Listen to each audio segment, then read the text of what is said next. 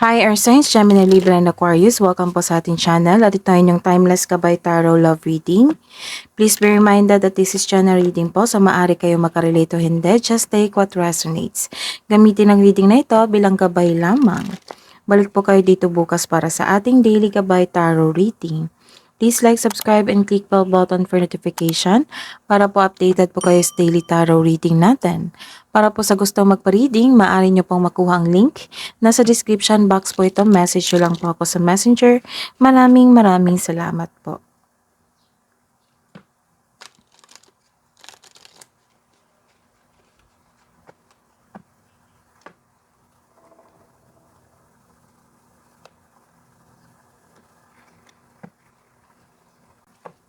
Spirits guys, ano po ang mensahe nyo po para kay single, Gemini, Libra, and Aquarius?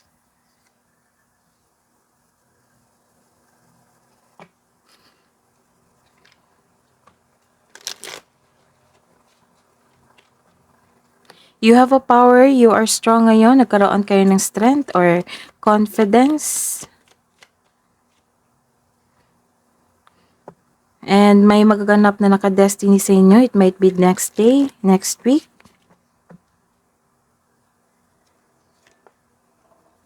Wow. May ganap na happiness. Wholeness, overjoyed, you are smiling. And may kadate kayo ngayon na twin flames. Twin flames nyo. The one mirrored souls. This is the one. Spirits guys, ano pa ang mensahe nyo po para sa mga may relasyon na Gemini, Libra, and Aquarius? Mensahe nyo po, Spirits guide. You're pressured. You're feeling pressured or nagtitiis kayo or nagtitimpi na kayo. Malapit na kayong sumabog. And you're taking time to yourself. Nagkaroon ng self-care dito. You're pretending, you're faking yourself, you're pretending na hindi nasaktan or you're pretending or you're faking yourself na may nalaman kayo na, ayun, hindi mo pinahalata sa kanya na may nalaman kang katotohanan. So, may nangyari na naman. Oo, napaulit-ulit na lang, kaya malapit ka nang sumabog dito.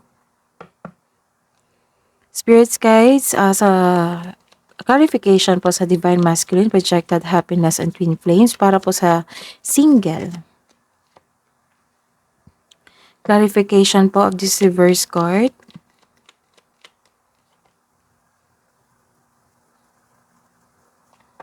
Clarification of this pressured cooker, Divine Feminine, Pretending, and History. Para po sa mga may relasyon. And clarification of this reverse card para po sa mga may relasyon. This is a reverse card sa mga single dyan. This is a reverse card. Naging impatient po kayo sa isang bagay, sa isang sitwasyon. Or may pagpaliban kasi dito siguro sa pagpakita sa inyong twin flames. Naging impatient po kayo. Naging frustrated ka dito. Opo, naging frustrated ka dito kasi gusto mo na siyang makita. Gusto mo nang mag-set kayo ng date, gusto nyo nang magkita, mag-usap sa personal, ayun. So, some of you naging frustrated kasi may nagkaroon ng alinlangan dito So, this card advise you sa mga single dyan na huwag ka mag-alinlangan na mag-invest sa bagong relasyon o opportunity. So, this is the opportunity. Nakikita ko naman na happy ka na may magaganap na makatagpo na ka ng twin flame. Impatience din. Naging impatience kayo, naging frustrated. Naging impatient ka sa isang sitwasyon o bagay, nagdesisyon ka na hindi masyadong pinag-iisipan kung karapat-dapat ba ito. Marahil, nagkaroon ng delay sa inaantay mo yung partner nyo, inaantay mo yung chances na mag-usap kayo. So, the universe is trying to show you something. Baka may na-miss kang opportunity or isang katotohanan.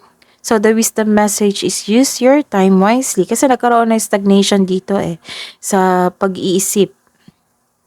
Nag-overthink po kayo dito. Sa mga may relasyon, maalaga kayo sa inyong kapareha, masahan ka niya, magtiwala at magbuo kayo ng lasting partnership. Kailangan lang talaga ng pag-uusap. You don't have to fake yourself. Oo, kung may nangyari naman ulit, bigyan ng solusyon, pag-uusap, tamang pag-uusap. Hindi naman kailangan mong i-pressured mo yung sarili mo or kailangan mong magalit. Kailangan mong kausapin ng diretsa yung tao, yung partner niyo po. Hidden truth, anong iniisip mo, anong iniisip niya? Para po sa mga single. I am grateful for the spiritual lesson and so many things reminds me of you. Sa mga may relasyon, I remember every detail of that day and we need to let each other go. Ooh. Love advice po para sa mga single dyan. So, count your blessings. So, this is a blessing yung parating na twin flame sa inyo. And be one with nature. Baka magkikita po kayo sa isang beach outing or camp outing or sa isang park na maraming puno. Love advice po para sa mga may relasyon, your emotion. Look deep within your emotion and confused ka talaga. Confused ka sa mga nangyari.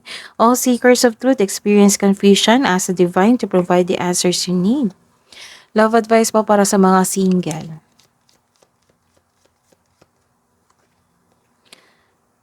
Wow, twin flame pa and soulmate pa. Soulmate, your soulmate is already within you in spirit. You believe this and they will manifest physically. Sa mga may relasyon, beware of what you are projecting for your qualities you admire in one another are qualities you both possess.